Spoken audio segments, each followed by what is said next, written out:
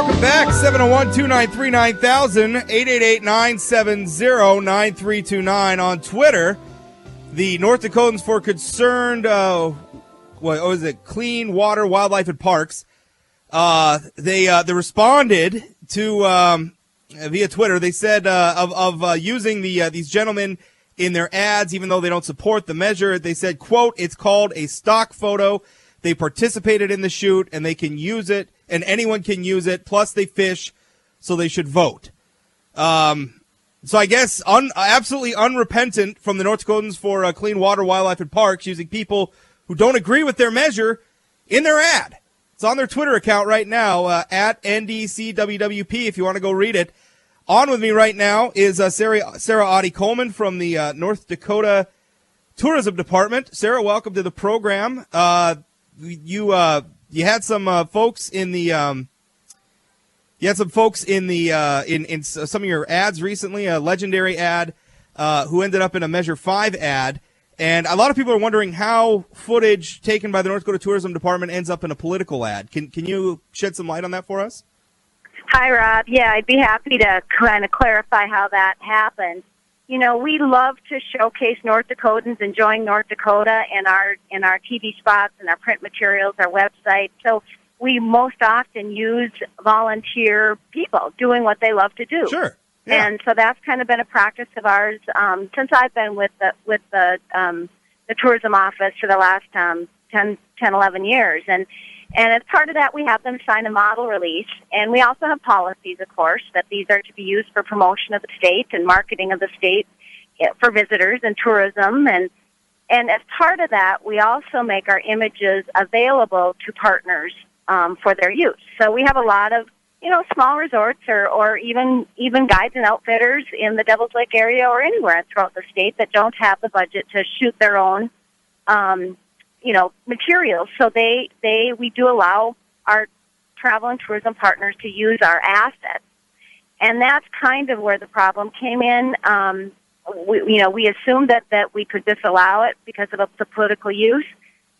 So what I did was go to the Attorney General's office for an opinion when I was pushed on it a little bit and found out that no, I can't control that. If I make them available to other public entities like other businesses or tourism entities or even media, which of course our goal is to get our images out. And Sure. If USA Today calls and wants an image, I want to be able to give it to them. I want to be able to send pictures or send some film for them to use featuring the North Dakota and showing them all of our great activities and events throughout the state. And because of that caveat, I can't pick and choose who I and give those resources to. Let me ask you about the timeline on this and Yeah. tell me if I'm right. So you had the footage.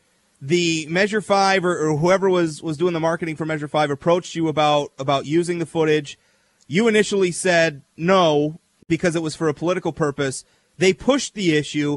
You went to the Attorney General, and the Attorney General ruled you had to provide it. Is that accurate?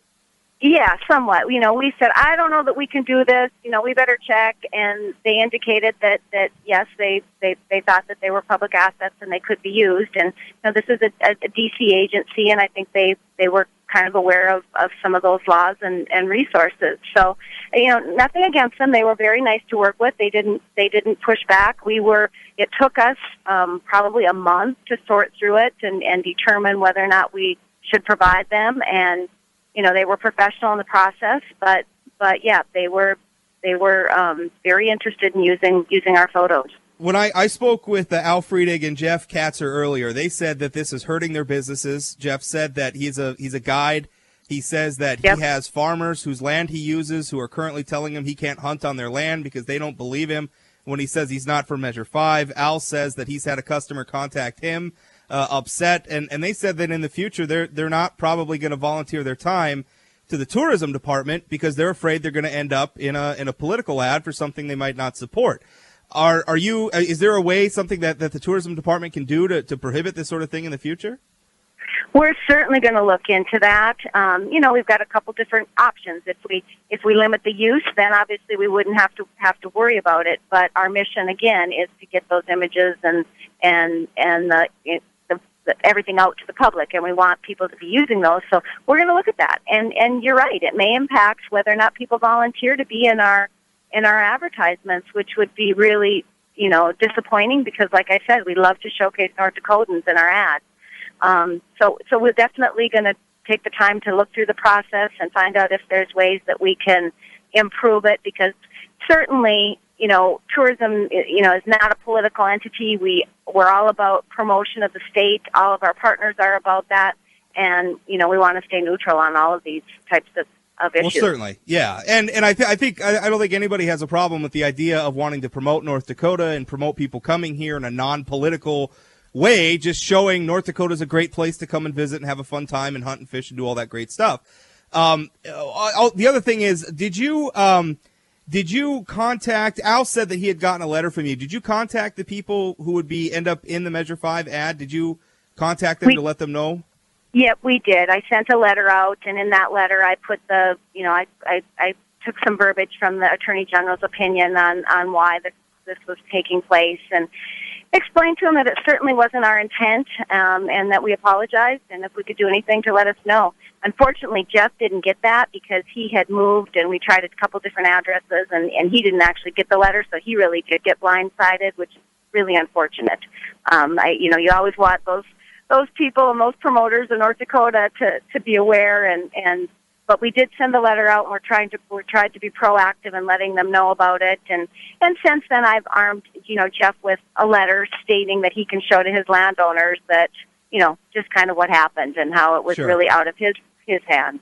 Sure. Well, Sarah, I appreciate your time and helping us shine some light on how exactly this came to be. I really appreciate your time. Yep, you're very welcome. Enjoy this beautiful